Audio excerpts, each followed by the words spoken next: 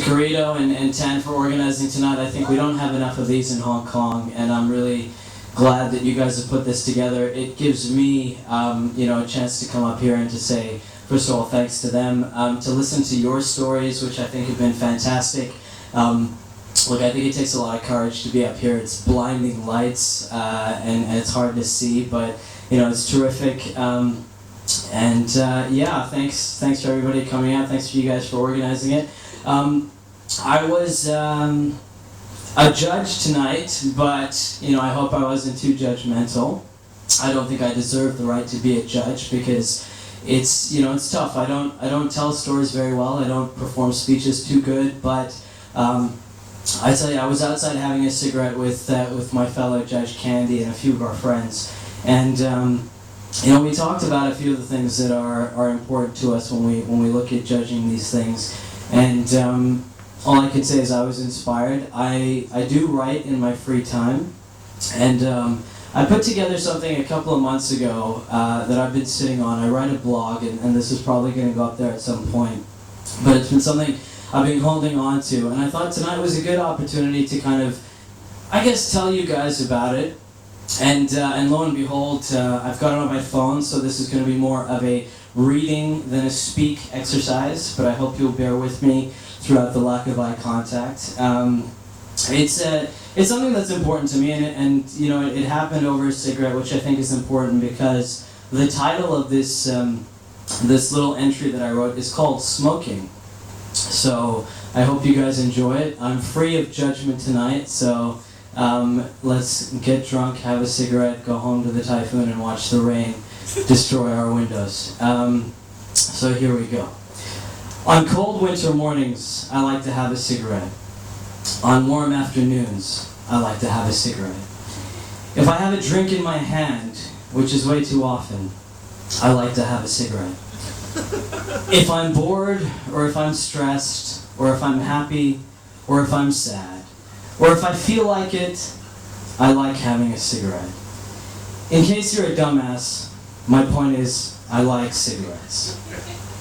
I blame most of my shortcomings in life on my genes. I hate taking responsibility for things because I honestly, truly believe that I am a perfect being and I can do no wrong. I blame my mother for my incessant ability to know everything, to see how things work, to prod and probe until I understand all angles of anything, and to occasionally be annoying as fuck. I blame my father for my better shortcomings, my alcohol abuse, and my smoking. It betrays him somewhat unfairly. My father was a stallion of a man, terrific, humorous, kind, giving, nurturing, and strong. His only downfalls were his addiction to gambling, drinking, and my favorite addiction, smoking. Perhaps it was why he was so affable. While I don't care much for punting or playing the stock market like many of us bankers in this fine city that we live in, I did adopt his other vices. It's curious, really. When I was young and brainwashable, I, like a devout altar boy, accepted wholeheartedly and without question what my teachers told me. Smoking is bad. Drinking is bad. Drugs are bad. I'd go home as a 5-year-old, and then as a 7-year-old, and then as a 14-year-old, and deride and chastise my father for his bad habits. It made little sense to me that a man so well-rounded, including his gut, in almost everything he chose to put his mind to, could succumb to such simple-minded pleasures as drinking and smoking. And then one day, things turned. I was 15, and my friends at the time, let's call them Badass and Fangs, predominantly because he had fangs, started doing it. The hot, despite being so remarkably slutty, girls that I still wanted in my class started doing it, smoking. The douchey guys who set girls' pants on fire, who they smiled at, who they wanted to touch, also started doing it. And so it kind of was a no-brainer for me. I thought, well, hey, if these guys with these massive arms and these slutty little girls could like smoking, well, hey, what the fuck? That's a good way to go. So I guess it was my hormones. It wasn't easy, that first cigarette. I remember it well. It was a Salem menthol. Unlike the movies, I didn't cough when it was lit because I'm not a wimp. I inhaled and exhaled and watched the smoke leave my lungs. It tasted like shit. Minty, charred shit. I just had the one that evening, and later at home, my cheese sandwich, which I made all by myself, also tasted like shit. My clothes smelled. It was as if I'd voluntarily burrowed into a sewage pipe, stewed around in my clothes, opened my mouth, and didn't shower afterwards. But the next time, a week later, after swearing I'd never do it again, Fangs and I were at LA Cafe, which Corrido and Tan will know because it's where we used to go as 16-year-olds. Fangs handed me one and he said, "Dude, this is freedom. We're 16, you've got to do this." And I had my Budweiser in hand and I took it like a cool kid would do and decided, fuck it. If it tastes like shit, well hey, the cool kids are doing it, I can do it too. But this time it was different. This one was better. It was a Marlboro Light. It wasn't a Salem menthol. It was a Marlboro Light, the cowboy and all that goes with him. So I took a puff. I inhaled and I exhaled. And you know what? This time, it tasted like shit. But it didn't taste as shit as the first one. Just not very good. I decided it was good enough. And so next time I thought, maybe next time it'll be better. And that's how it happened, guys. At first it was 2 cigarettes a week when I was at LA Cafe, Tan on one side, Corrido on the other.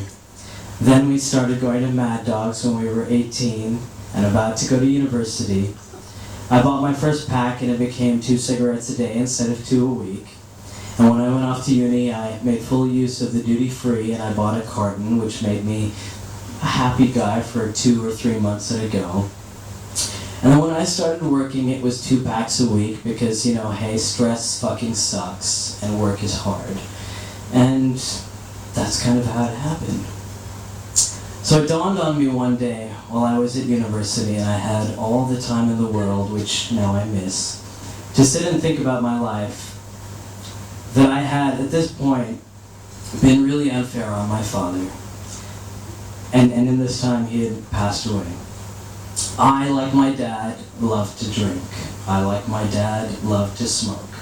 And I thought maybe I was unfair on him all those years ago as a 7-year-old, as a 14-year-old, and fuck, even as a 16-year-old after my first Salem shitty menthol. Judging him so rashly without a moment's care or consideration for the stress-relieving joy and the coolness that cigarettes provide. Or maybe he was unfair on me, I thought, because he had started smoking when I was well before I was in the womb. And I thought, shit, maybe this is your fault, Dad. Maybe you had started smoking too soon when I was still in your genes, and therefore it's in mine. And so he didn't give me a chance, maybe, and it was my propensity or something other, some other faultless blame to become addicted to his own vices years later.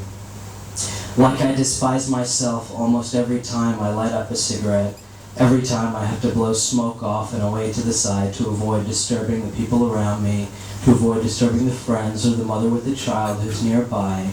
Maybe he despised himself, I thought.